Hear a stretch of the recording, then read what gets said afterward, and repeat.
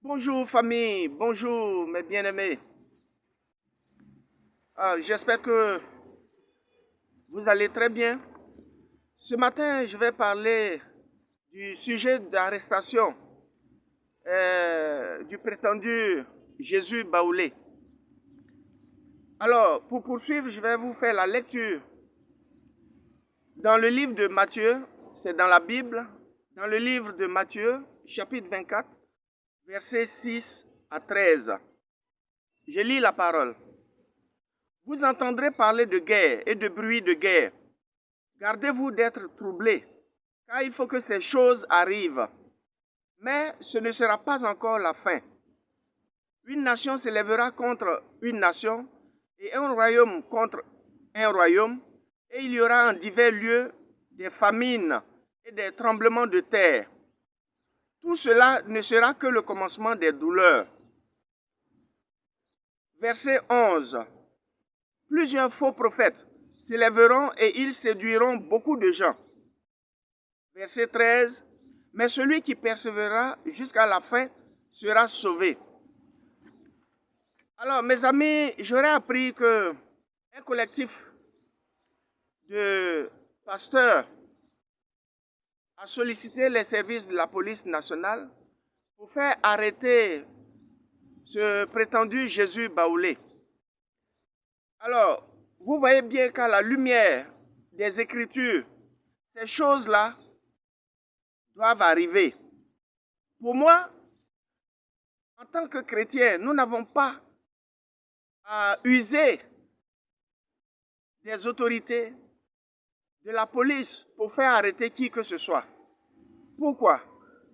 Parce que l'Écriture a annoncé que ces choses devraient arriver. Et si cela n'arriverait pas,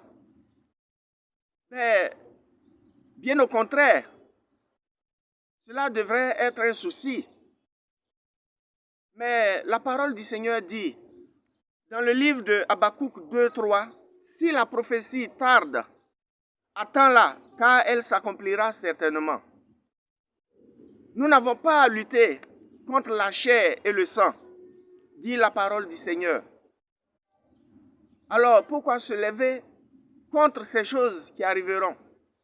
Je pense que la communauté chrétienne a beaucoup de canaux de communication. Nous avons les différentes églises, nous avons, avec les nouvelles technologies, des moyens par lesquels nous pouvons sensibiliser la population. Mais nous n'avons pas à faire arrêter qui que ce soit.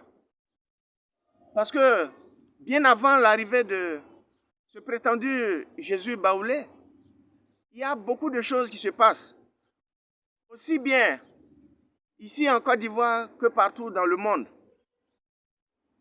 Mais je pense que nul ne peut empêcher ces choses d'arriver parce que le Seigneur nous a prévenus.